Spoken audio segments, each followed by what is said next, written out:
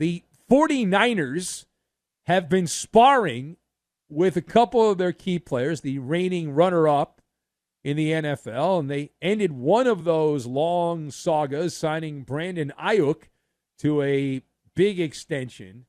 So they took care of that, and now they have taken care of their other high-profile contract kerfluffle.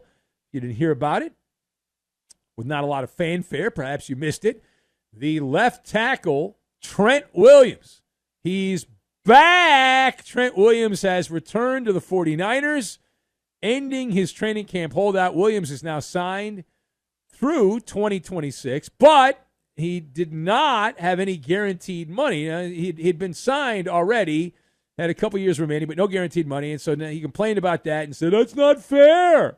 I want more money. So they gave him more money.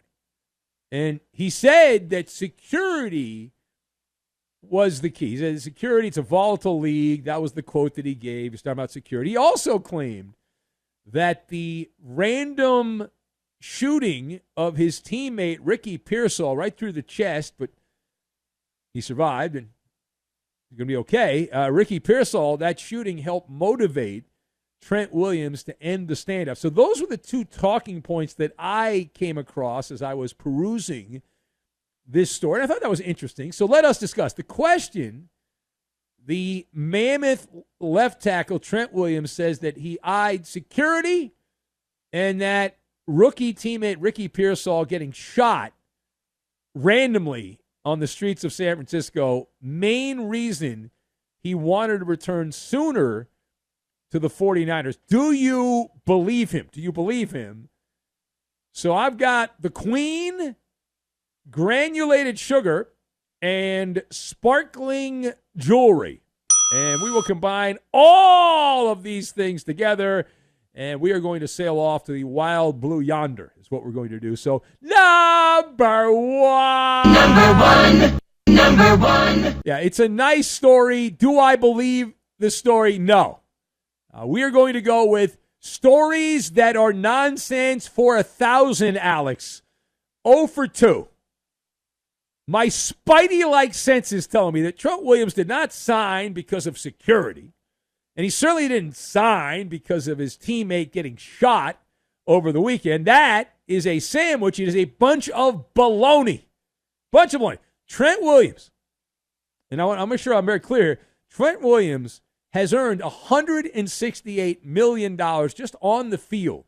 Now, offensive linemen don't make a lot of money off the field. I get that. But $168 million on-field earnings during his career. Outside of Bernie Madoff being his financial advisor, you've got security, right? You've got security. Generations of your family, your fifth and sixth cousins have security if you want. So this was about one thing and one thing only, the Queen, Aretha Franklin, the Queen of Soul. And Lorena played it last hour. RESPECT. It's all about that respect.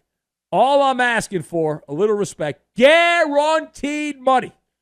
That is the love language of pro football. Guaranteed money. It's magical. And from his perspective, he didn't have any guaranteed money left, so abracadabra, Shazam! He complains, he sits out, and all of a sudden the Niners somehow, they have a bake sale, and they come up with $48 million in fully guaranteed money at signing. He also gets a $25.6 million signing bonus. Of course, he plays in California. I don't think he lives there in the offseason. So Trent Williams, once you factor in California tax, federal tax, it's about $25. But he did start with $25.6 in terms of the signing bonus. Now, page 2, staying in the Bay. Brandonaiyuk, who was in a tough spot and certainly seemed like he wanted to play somewhere else, on his contract negotiation, he gave a quote this week saying, quote, "I'm not going to lie," he said, "I made it a little more difficult than it needed to be in the end. However, wide receiver Brandonaiyuk says ultimately he wanted to be with the 49ers. So here we go again. Wanted to be with the 49ers. Is that how you read the room on this one? So Yeah, maybe my reading skills are down. I don't know. It's possible, but I'm going to shake my head no on this. I file this one in the bag of granulated sugar. This is what's known as sugar coating reality. That Brandon Ayuk's first choice was to play for, of all teams, the Washington Commanders. Good luck on that. But he also was interested in playing for the Pittsburgh Steelers. We know that he did not want to play for the Patriots or the Cleveland Browns. Can't blame him on that. But the preferred choices were Washington and Pittsburgh. And his guy, Jaden Daniels, they go back to Arizona State together in D.C., and you got Mike Tomlin, a person of interest for Brandon Aiyuk in Pittsburgh. Now, in the end, the 49ers came this close to making his dreams come true, at least trading him to Pittsburgh, as we hear from a little birdie that they swung and a miss. They contacted the Broncos, tried to work out a 3-team trade. They wanted to get Cortland Sutton out of Denver, and then they were going to acquire some draft picks from Pittsburgh. They were going to move some things around there. There was a snafu. They didn't work out the compensation with Denver, so that trade never happened, and as a result, that trade was off the table. The Commanders never fully engaged. So, long story short, Brandon Aiyuk, he got tired of sitting around. He wanted to play, and the only way to play was to go to the 49ers, and so he stayed with the 49ers, and now they're moving some other stuff around. All right, final point. A Maller Show follow-up, International Men of Mystery, the department. How are things going for the NFL Global Barnstorming Initiative as they are set to land in Brazil? So let's see. Now, you get the Eagles and Packers. They're going to play on Friday. It's on Peacock, so you can watch Benny versus the Penny, and then you can stay on Peacock and watch the game. So that's on Friday in Sao Paulo, Brazil. Now, both teams have been fully debriefed on the do's and the don'ts when you get boots on the ground there in Brazil. And let me point out that when they put those boots on the ground in Brazil, they might as well be fitted with sparkling jewelry. I recommend a nice, shiny ankle bracelet to monitor where they're at because essentially, house arrest. House arrest. Here's why. You've got, according to media reports, wild puffs of smoke in that part of Brazil from the Amazon burning up, the Amazon wildfires. You have a political brouhaha between the political leaders of Brazil and Elon Musk, which involves Tesla and X, the social media platform where you're banned if you can't use it in Brazil.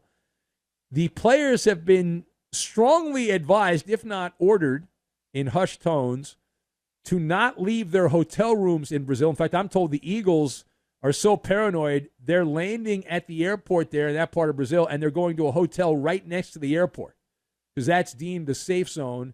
The airport is protected, although the Packers are supposedly staying at a hotel in the city. Players were told not to respond to any messages they might or might not get on their phones, which I think is just common anywhere, any odd messages. Players also have been advised by their agents and whatnot to not bring families, many of them not bringing any family members with them.